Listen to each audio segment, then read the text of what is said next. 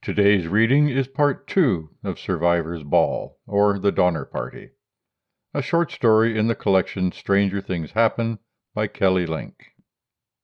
And now, Survivor's Ball, part 2. 2. Arrival. Milford Sound curls 22 kilometers inland like a dropped boot. Its heel points north, kicking at the belly of South Island. The Tasman Sea fills the boot, slippery and cold and dark. Abel Tasman, the first European to set foot on shore, sailed away in a hurry again after several of his crew were cooked and eaten. He left behind him Breaksea, Doubtful, and George Sounds, and Milford Sound, which is now accessible by sea, by air, by foot across the Milford Track, or along the Milford Road by car through Homer Tunnel. In winter, the road is sometimes closed by avalanches. In summer, there are sometimes unseasonable storms, even blizzards, sometimes.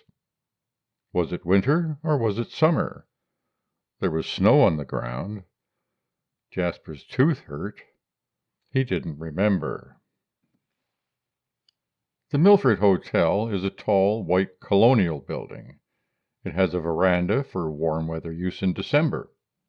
From the front windows, guests look out on the Mitre, rising up from the Sound 1,695 meters, thin and pointed, doubled in the looking-glass water below. At the back of the hotel, lesser mountains march down to a flat, broad meadow. The Milford Road ends at the hotel's front door. The Milford Track begins at the back door. What happens when you get to the end of the world? Sometimes you find a party.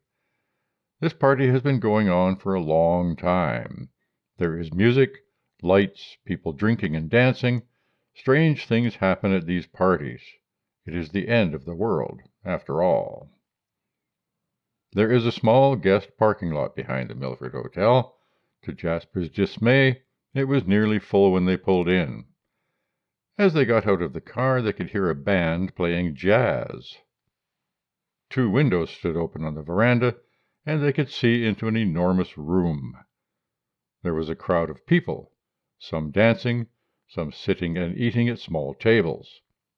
Someone was singing, "I'd like to get you on a slow boat to China," in a low, croony alto. They could hear wine glasses being tapped against each other, knives skittering across plates.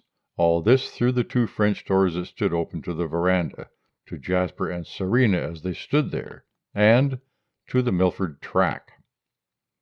Jasper's tooth, his whole body burned in the fresh cold air. He looked doubtfully at Serena, at her uncombed, spick-curled tails of hair, parted haphazardly over the new livid bruise. Her jeans had holes in them. He was wearing his college fraternity sweatshirt with a cartoon of 2 dogs fucking on it. His tennis shoes were covered in gray-caked mud, and his knees were still wet. "Serena," he said, "they're having a party." "Well, that's what I said," Serena said. "Come on, I love parties like this. Everything's always so fancy.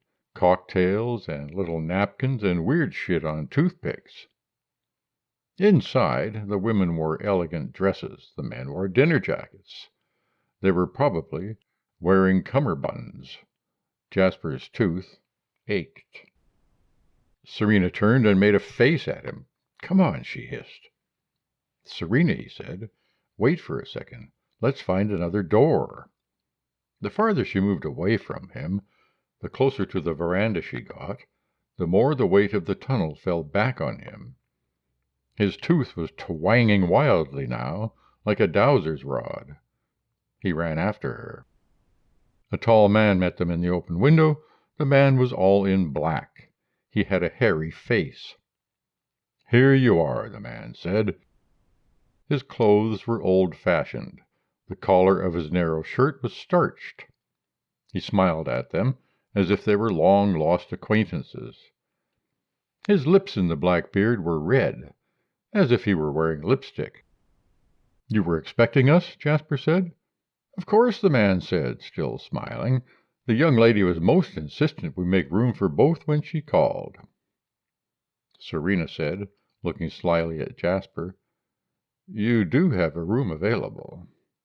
We made arrangements, the man said, but you must come in out of this weather. My name is Mr. Donner. I'm Serena Silkert, and this is Jasper Todd, Serena said. Mr. Donner held out his hand. It was neither warm nor cold, and his grasp was not too firm nor too limp. But Jasper jerked his own hand away as if he had touched a live coal or an eel. Mr. Donner smiled at him and took Serena's hand, leading her into the hotel. They came into the room full of people. At that instant the music broke off. The dancers turned and stared at Jasper and Serena.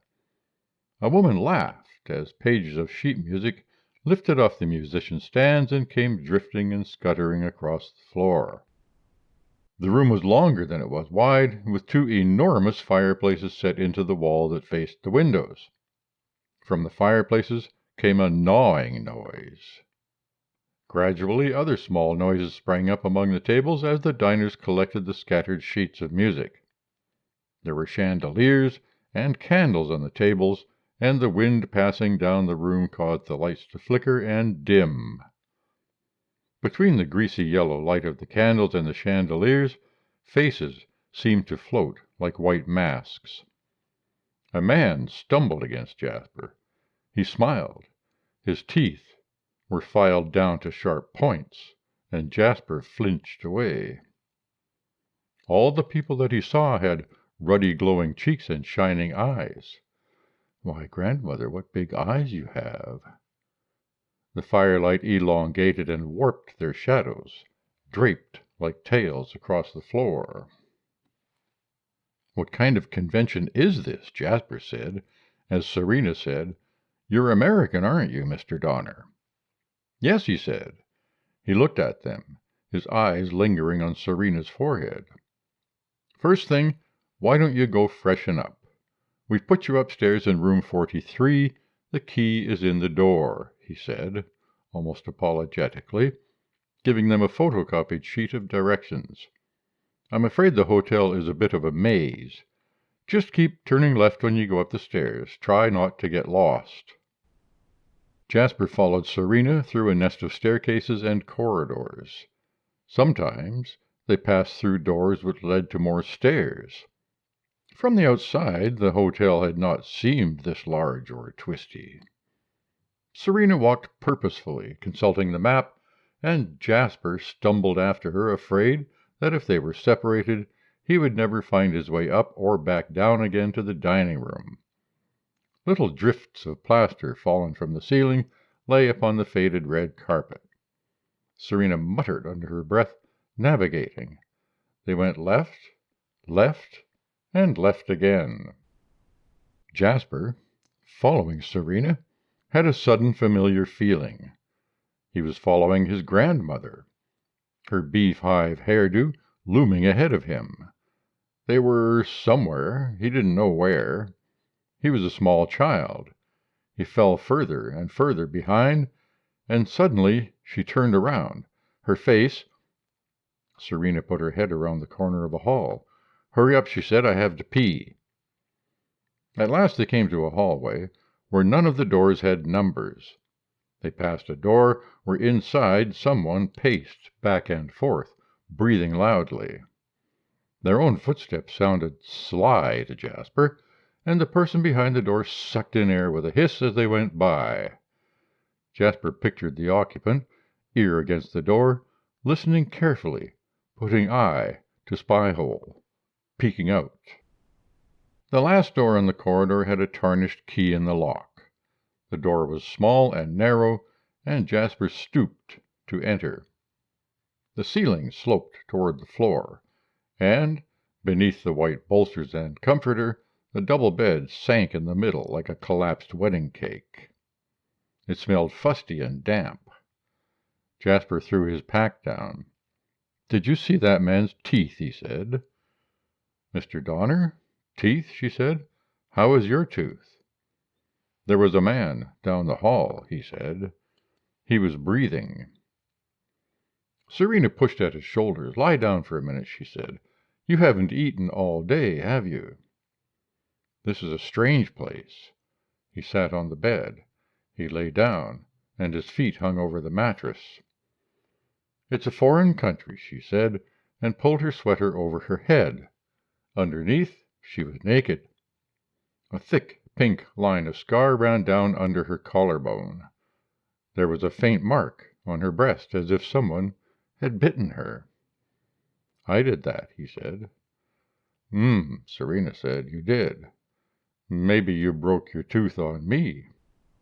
You have a scar, he said.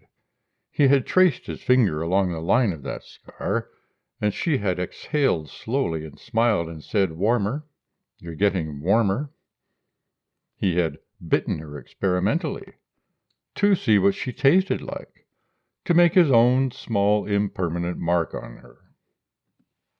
That? I thought you were too polite to ask. That was a fire. My father's house burned down. I had to break a window to get out, and I landed on the glass. Oh, sorry. He reached out a finger to trace that line again, to see if they ended up in the same place again. But she was standing too far away. He was too far away, lying on the bed. Don't be, she said. First, I took all the money out of the hiding place under the sink. Always look under the mattress and under the sink. She pulled something velvety and stretchy out of the pack, held it up against her body.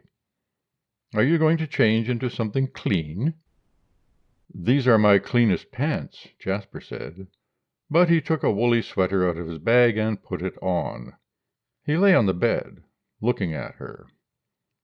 As usual, she looked utterly at home, even in this strange place. He tried to think of Serena in her home, her real home in Pittsburgh. A house was burning down. She sat, domesticated and tame, nestled on a burning couch, watching a burning television, the kitten on her lap all made of flames.